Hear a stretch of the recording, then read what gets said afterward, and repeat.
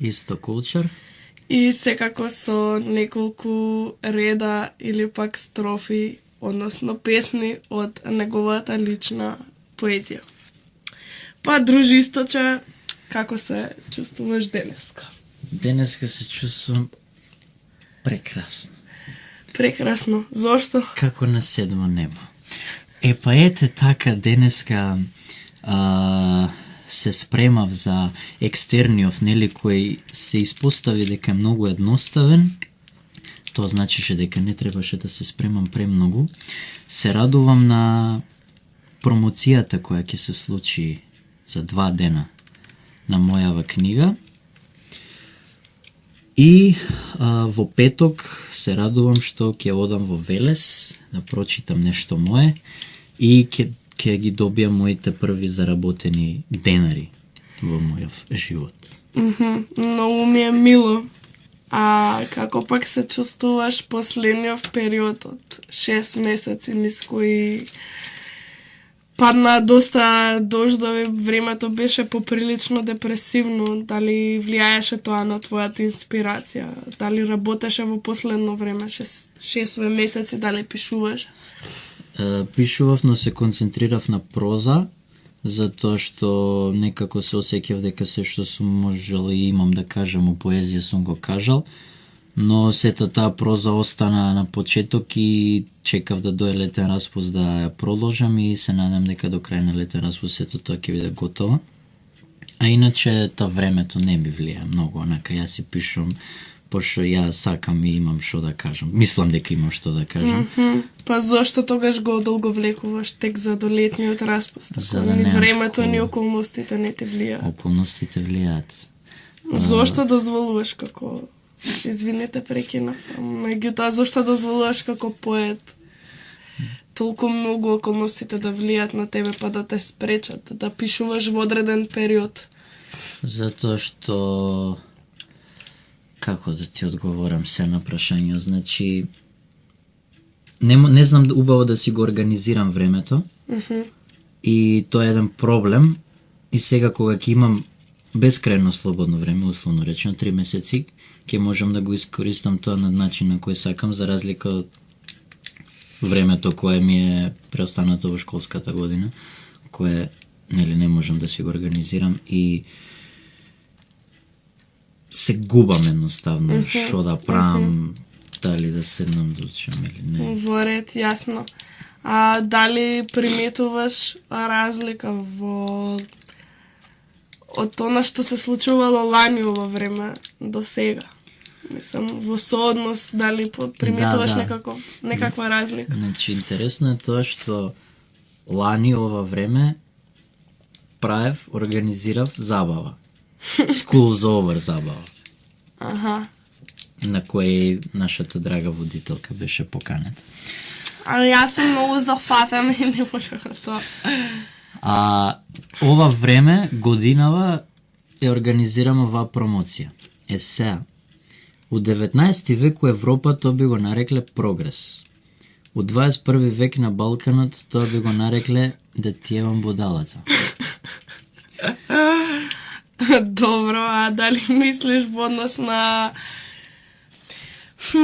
тематиката која расправаш во својата поезија и проза, дали во однос на тоа се промени нешто кај тебе? Се промени во однос на тоа многу голема промена доживеа, значи избегнувам да пишувам по експлицитна хумористична поезија, затоа што не знам, едноставно го надраснав тоа и гледам да пишувам по-сериозно со по-интересни некои игри на стилски фигури и не знам тоа колку ќе им се допадне на мојата генерација, но што е тука, значи оваа книга што сега е излезена е многу поблиска до генерација 96-та плюс, отколку ова што е сега, ова да речеме повеќе за возраст. Дали пишуваш генерацијски за генерацијата или пак пишуваш за друга маса на повозрастни луѓе или пак уште помлади? Дали воопшто пишуваш само ради публиката и читателите? Не пишувам ради публиката и читателите, пишувам се разбира поради нив второстепено, првенствено за себе, затоа што мене ми е мерак и убаво тоа да го правам. И мило ми е на некој тоа да му се допадне, значи не ми значи, дури не ми значи ни да ја купат книга, онака битно ми е да ја прочитаат, не знам, да ја најдат негде да ја скопираат или ја лично да ми ја скопирам или да ми ја пратам, да ја прочитаат и ми каже дека им се свиѓа. Тоа ми е најбитно од публиката и Значи ти прифаќаш само позитивни коментари, критики. Не, драго ми е кога ќе им се допадне, но драго ми е кога ќе дадат конструктивна критика за да знам како да продолжам понатаму. Аха, ти у хороскоп девица си така? Да. Добро. Бидејќи јас последниве 24 часа толку многу се разболев, имам 40 температура. Грлото ми е ломи, се извинувам и за тоа. Така што не стигнав да спремам прашања, па интервју е тотална импровизација. Како и да е, ќе одиме сега со блок музика од 10 до 15 минути, чиј избор го прави Бажи, вечерва пушта краутрок. Потоа ќе одиме со еден блок читање на поезијата на Исток, тој самиот ќе интерпретира пред вас. Малите микрофони. Малите микрофони или големи, што знам. Така дале. Така што се слушам од прилика за 15 на минути. Уживајте. Соба, јас си дружисточе. Да не се лутиш така што те викам. Куле. Баш сгреше преска малку кажа дека ќе продолжиме со интервјуто, но јас најавив дека ќе прочита Исток дел од својата поезија. Ќе иде со две понови негови песни, кои што меѓу другото ги нема во неговото прво самостално издание поезија, кое што меѓу другото се вика Сенки низ циркускиот шатор, за кое што ќе говориме подоцна. Ќе прочита сега две песни, Франкенштајнски мозок и Република Дистопија, кои што се многу интересни и се една критика, осврнување за она, ја би го нарекла само место, ниту пак систем, затоа што никако не функционира за она општество во кое што... Функционира за владетелите, не за народ. Добро. Општество во кое што за жал или пак за среќа живееме. Првата, значи, Франкенштајнски мозок му е налик на онаков кулинарски рецепт кој што обичаено оди еднаш во етерна телевизија. Пак другата, Република Дистопија, е како осврнување и еден вид критика за владиниот проект за Позна Македонија, оноа таа моја чудесна земја. Уживајте. Значи во позадине иде трака од Алва Ното, тоа по мој избор, некој lowercase minimal electronic. Го избравме тоа пошто е така амбиентално и потивко, би можело да иде со све. Значи идеме Франкенштајнски мозок. За подготовка на овој рецепт потребно е 100 грама владина пропаганда, 5 кафени лажици религиозно влијание, 1 пакување лаги на медиумите, 2 супени лажици малограѓанска грижа за тоа што ќе кажат комшиите. Сето ова се меша додека не се добие една хомогена смеса. Таа потоа се зачинува со припаѓање на одредена група по ваш избор, шемаджи, скинери, хипстери, либерали, конзервативци, неонацисти и така натаму.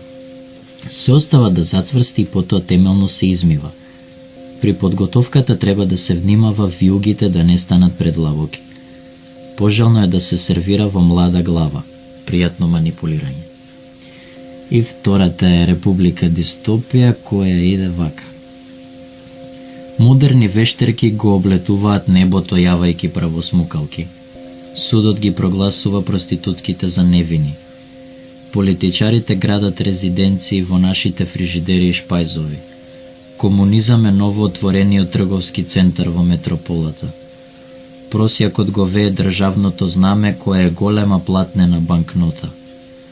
Вестите и порнографските филмови меѓу себе ги заменија термините на емитување, а гледачите не ја забележаа разликата. Во храмовите горат свеки во облик на пенис. Само што се врати на овој свет, Исус беше уапсен поради немање пасош и лична карта. Војните ветерани кои живеат во инвалидски колички се најбараните стендап комичари. Научниците се мачат да измислат газ маски кои ќе штитат од смогот од реклами. Гинекологот ја силувал с неговата пациентка, а потој се извинил. Животните во фармата протестираат зашто нивното месо нема да биде обработено по ХАСАП стандардите. Граничните цариници ги запленија играчките на Дедо Мраз зашто дел од нив содржале токсични супстанции. На црниот пазар по ниски цени се продаваат спокој и тишина. Ах, таа моја чудесна земја.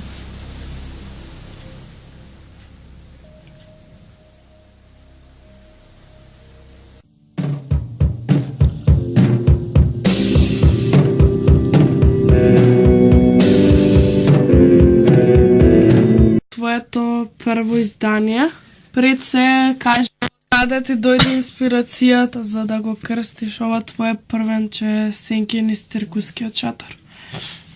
Значи, идејата не дојде спонтано, како што најчесто доаѓаат насловите, нека го обмислував поприлично, значи, пошто во книгата првата половина се као хумористични, смешни песни, втората половина се посериозни, не премногу сериозни, и сакав тие две нешта да ги спојам во едно и нели символ за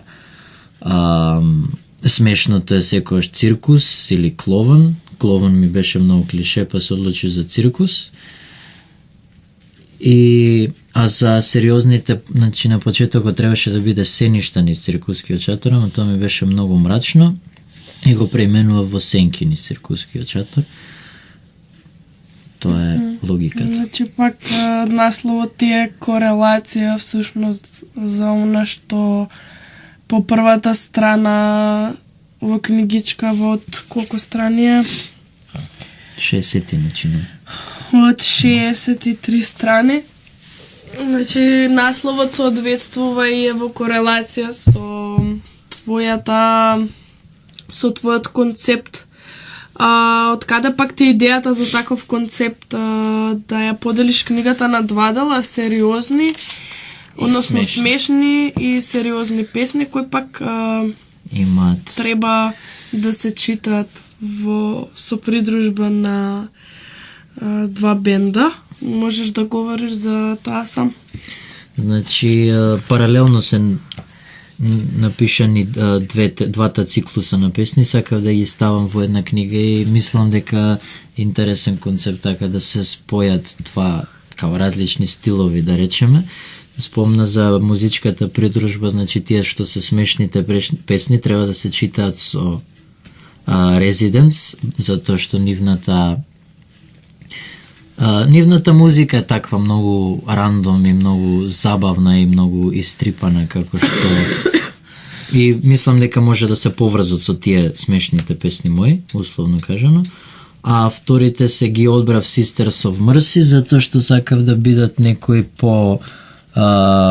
помрачен бенд, но не премногу.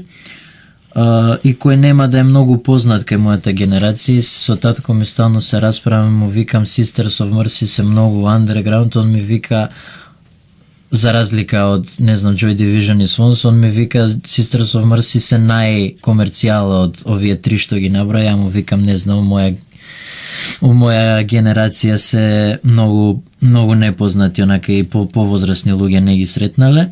Супер коментар си му дал на татко ти. И тоа е тоа, мислам дека се поврзуваат, баш сум задоволен со изборот на музика што го направив за во придружба на песните. Дали долго време размислуваше да издадеш дело, односно збирка на твојата поезија, или тоа ти дојде сосем спонтано, ти се пружи прилика па ја прифати, или се трудеше да издадеш? Не се трудев да издадам, само пишував, бев активен и Предходно беа у план некои други книги, не знам, некои детски книги, овие песни што ги имам пишувано, не знам, од прво до четврто, па нешто у шесто беше многу емо фазон, па мислев тоа нека да го објавам, на крај испадна ова да го објавам, што е нешто пишувано од период од 7 до 2 година средно, да. Сега си трета, така? Сега сум трета. Тоа е тоа, значи ја склопив книгава, ми предложија да ја објавам, моја пратив на издавачот и останатото историја. Бидејќи си доста експлицитен и вулгарен во своите песни, дали имаше проблем со цензура? Имав, да. Не преголема, но еве реално неколку песни си сфрлени, но мислам дека тоа е поради преголемиот број што испадна, а не толку затоа што се повулгарни, добро, и не беа толку квалитетни, но има еден стих каде што оригинал беше една љубавна песна, фиктивна, требаше стихот да биде пуши кур, а издавачот го преправил тоа во пуши го. Ете, тоа е една цензура на која баш пред скоро време налетав, но не е голема работа. Како и да е, се задржува конотацијата, контекст. Во ред,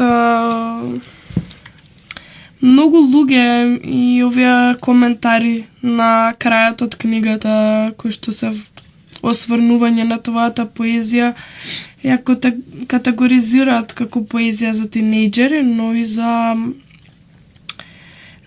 некоја си повозрасна читателска публика. Ти се сложуваш со на првото или со на второто? Мислам, може сигурно дека е разбирлива за повозрасната публика. Дури имам чуено коментар дека повеќе би била разбрана од возрастните отколку од мојата генерација, но мислам дека баш ако не таа втората половина, првата половина, тие смешните песни се многу поблиски до моите врсници и не се сложувам до крај дека воопшто не припаѓаат за нив, но дека може да биде за повеќе генерацијска публика, тоа се согласувам. Затоа што нешто ако му е јасно на помлад, се разбира дека му е јасно и на постар, вајда. Освен ако не е ептен постар, па не е у текстот некои моменти кои ни се случуваат нас, како што има тука зезанци со Джастин Бибер, не знам, Стефани Мајер и така натаму. Во ред, најмногу од се ми изненади насме во твојата книга, твојата лична напомена, која што се однесува на читателите и на самото твое издание, па дали би сакал ти да ја прочиташ или јас да ја прочитам на слушателите? Ја читам после, читај ти си. Значи, да вака, напомена. Работниот наслов на оваа книга беше белешките на Багус Мегавати Сукарно Путри, па по објавувањето на книгата Белешките на Лајла Грейс од Марија Јаневска, издавачка Куќа 3, Скопје, 2013 година, авторот сметаше дека ваквиот наслов звучи неоригинално и дека на некој начин ги прекршува незините авторски права, па затоа книгава беше применувана во незиниот сегашен наслов. Багус Мегавати Сукарно Путри е индонезиско име кое всушност е псевдоним на авторот. Сега, во однос на ова, имам неколку прашања. Прво, од каде ти идејата за псевдонимов? Што представува? Значи, му објаснав нешто за татко ми на белешките на Лајла Грейс и него као што го дал Господ, односно природата, ми дае рандом као ти пиши се некој индонезиско име, белешките на insert Indonesian name here. И ја исто као што ме дала природата, односно Господ, си куцам на Google Indonesian или Indonesian names wiki и ми дава сега last name, first names, не знам како им иде цела таа концепција. Јас си вадам ова Мегавати, ми беше cool. Гледав некоја подолго да ја презимео, го земав Сукарно Путри, Багус така рандом ги собрав и испадна ова што испадна. Багус Мегавати Сукарно Путри, на неколку места по интернет ми има као БМС со иницијалите. Дали тебе навистина ти е стало до издаваштвото, односно книгата на Марија Јаневска белешките на Лајла Грейс, која што е толку импозантна и позната меѓу нашите млади соученички сограѓанки, а и машки, што знам, може ја читаат и машки. Ја чита, да. Дали ти е стало на вистина до незиното прво издание или ти е само едно исмевање шала?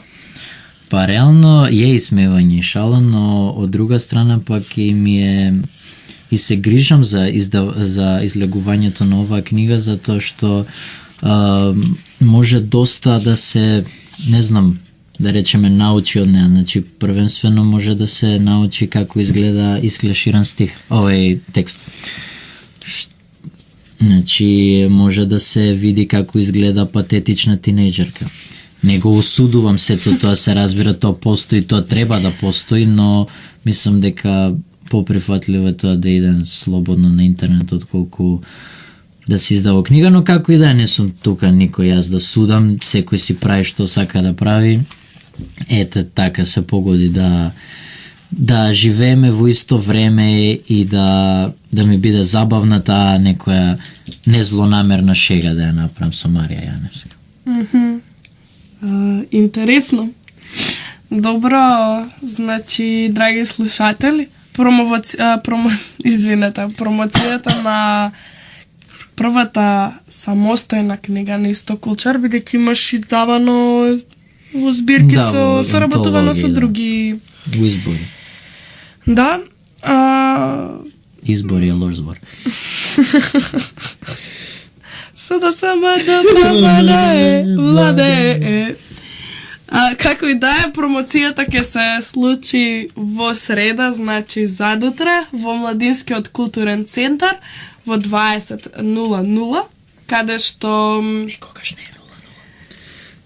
Никогаш не е 0, каде што ќе може да ја пред се и ја купите сенки низ циркускиот чатар на Исток Кулчар во издаваштво на Антолог, да проследите 40-минутно, може би подолго читање на поезијата од истоимената книга. Ќе читам јас дел од поезијата, ќе чита и мојот вујко, актерот Владимир Јачев, а ќе ја промовира писателката и критичарка Елена Пренџова, позната феминистка во литературата и познат литерат во феминистичките води во Скопје. Дун.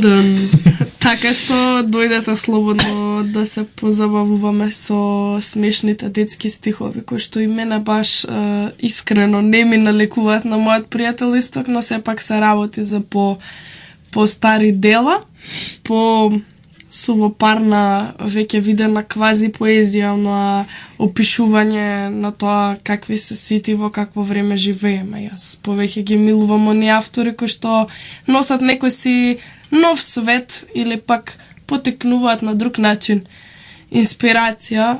Тука Исток се расправа со неговите неуспешни љубови и неколку девојки, чинам се 3-4. Се расправа со и тинејџерски машки комплекс, дека женските секогаш се осврнуваат на убавината на мажите. Се расправа, има дел од песни кои што говорат, како и овие претходно две прочитани, за пропаднатоста, неуспешноста, одвратноста и уште милиарда епитети во негативна конотација на нашето општество. И има неколку интересни песни каде што нивната сликовитоста на стиховите и самите строфи како целина ни ствараат слики во главата за порнофилмовите, за згодните девојки и така натаму. Поканети сте сите да дојдете во 8 часот во Младинскиот културен центар. Ајде да продолжиме со уште 2-3... Само да кажам нешто, извини, ако не ви се допадне, секој се наоѓа некоја маса што ви се клати, па можете одоздоле под ногарката да си ја ставите, да си ја урамнотежите. Многу е тенка 6 страни во непред. Таманде што ќе ја подвика, не е правилно. Не, бе, жално е ваква убава корица. Да, иначе кој ти има правено корицата? Корицата е дело на Љубен Трајановски, матурант во Корчагин. Аматичен број него. Добро. Значи книгата може да има било каква намена, ви одлучувате за тоа. Да не видам толку квази во своите прашања од типот што те инспирира и тако дале. Ајде да разговараме за нешто. Например, кажи ми што правиш прво кога ќе станеш за бајле? Се тегнам, вајда, не знам. Кога ќе станам од спиен, често имам такво едно гадно чувство в устата. Вајда сите го имате тоа. И идам, морам да измијам заби, као можда навечер да не ги измијам са бајле, морам да ги мијам и се заборавам да ги мијам и мислат моите дека уште спијам, а ја уствари 5 минути мијам заби. Тоа е прво нешто, се зависи, ако идам у школа, ако не доручкувам нешто, вајда. Мисля во контекст на дали имаш некој си посебен ритуал, дали јадеш одредена храна, дали правиш некакви си вежби. Најчесто не јадам са бајле, а многу сум мрзлив за вежби, така што и тоа не го правам. Иако сакам летоска да продолжам со некои физички вежби што ги правев, но тие не се случуваат на сабајле, него нешто во попладневните часови. Аха, добро. Кои ти се најинспиративните луѓе во твојот живот? Може да се од твојата фамилија, може да се импозантни писатели, може да се музичари, онака 5 до 6 особи кои што тебе те направиле оно што си денес и кои што те натерале да проговориш јавно, да издаваш книги, да влезеш во водите на најубавата работа на светот уметноста. Значи, делум на инспирација за овие песни што се во книгава е, ќе звуча малце без везе, Еминем, односно Маршал Медер, значи му се восхитувам на неговите стихови до Recovery, значи од Recovery натака станува безвезен. Понатаму за овие што се поновиве доста сум влијаен, се надам дека тоа не се приметува толку многу, но има влијание големо од Мерлин Менсон, односно Брайан Уорнер. Понатаму многу го сакам Буковски, значи не се трудам да не личам исто така на него. Потоа ми е драг Даниел Хармс со неговите многу кратки раскази, надреалистични дадаистички стихови. И ми е многу драг Мартин Иден од Джек Лондон, тоа е неговиот полуавтобиографски роман. И на крај моите два милени бенда, значи Рамштайн и Лајбах, кои исто влијат не влијат толку во моето пишување, толку во моето сваќање на светот и баш ми е драго што ги имам сретнато, што си имам упознаено со нивната музика и нивната уметност. Затоа што Лајбах не се само музичари, имаат многу ликовни творби и така натаму, се да не навлегуваме за нив. Интересно што се по некомерцијално и туку се работи за јавни музичари, а не прозаисти или позаисти, иако Хармс и Буковски се.